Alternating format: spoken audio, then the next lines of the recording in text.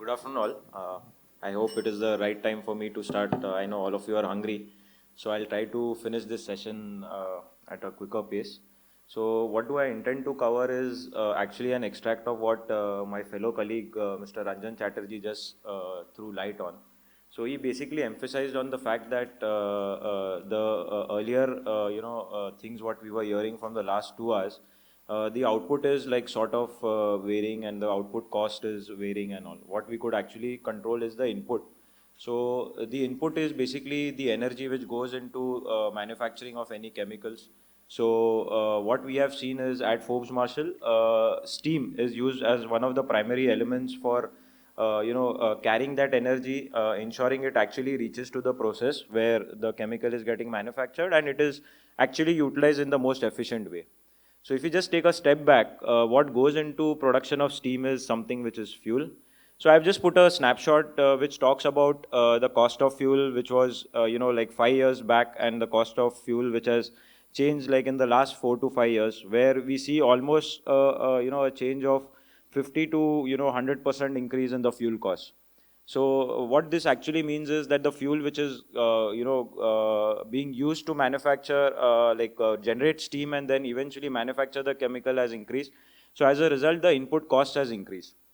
So this actually gives us a very important insight into the key element that if we are able to somehow minimize the fuel consumption by doing energy conservation, we'll go a long way in actually reducing one part of the input cost which goes into manufacturing of the chemical. We can be much more energy efficient in generating steam, in actually distributing the steam, utilizing the steam, and then when the steam gets converted into hot water, which is basically condensate, we'll be able to recover that hot water and also gain a lot on the environment side and also on the energy front.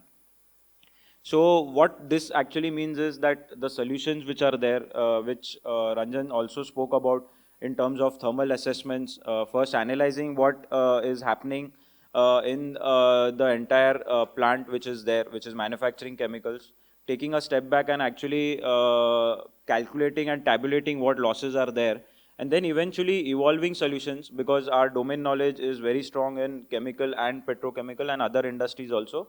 So utilizing those core, domain knowledge, applying it, and somehow keeping the digital part of the entire implementation very simple in nature, but very effective in whatever KPIs of improvement which we are trying to portray actually come into picture. It is very simple for us to analyze back at our factory, which is located in Pune, and also at the customer's end, where the engagement remains simplistic but much more powerful, where the KPIs are actually not only delivered, but also they are monitored time to time.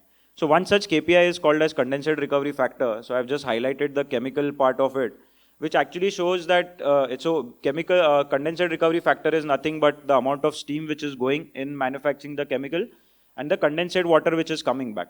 So if you see the best what is there in the country, it hovers around 75 to 80%. What on an average we see anywhere as worst as 30% to as the typical band is 30 to 40%. So that parameter also, so when someone is saying I'm at the best levels, when you actually put simple sensors and you try to analyze the condensate recovery factor, you will see a variation of plus minus 5% to as high as plus minus 20% on a hourly basis. So this means that operations, even if perfect, what we predict, if not monitored in the correct way, are leading to variations, and people and technologies which are poor in nature and the water is not getting recovered back, energy is not getting saved, they still hover around 40 to 30%. So there are a lot of opportunities and reasons which we can actually find during our thermal audits and implement it in a very simplistic but effective way. Savings energy, so energy basically means reduction of the annual fuel bill, and obviously the fuel usage by as low as 15%, and going the digital way as high as 30 to 35%.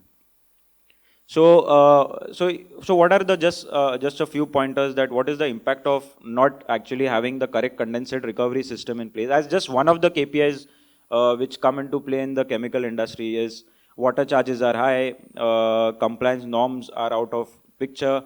So one simple thumb rule says that the every 6 degrees increase in the feed water temperature, so it's basically the hot water which is coming back. So the more you recover the hot water, so if you increase the temperature of the hot water by recovering condensate by 6 degrees, you'll save 1% on the fuel bill. So that is such a simple metric, but this metric is out of picture in many chemical plants where we time and again see that just by monitoring this simple KPI, we can do wonders on the fuel reduction part.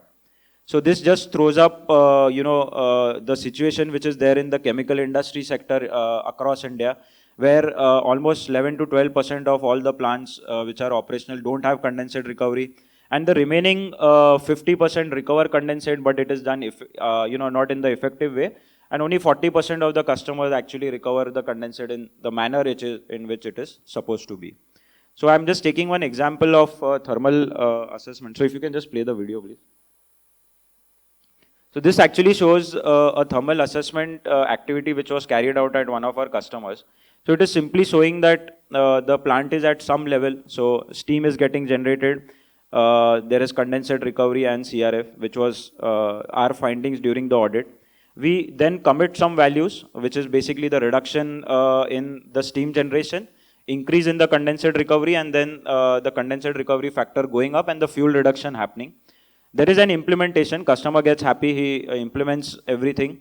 But what happens is, if you don't monitor and sustain those operations at the equipment level, at an overall plant level, he goes back, slowly the plant starts going back to the condition where it was.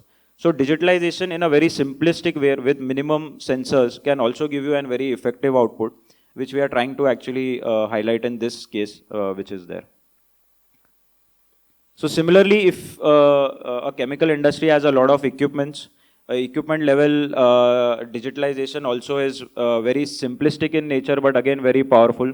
So there are a lot of equipments which are there. There are a lot of losses which are happening. Typically, the operator of the equipment is the person who is suffering the most.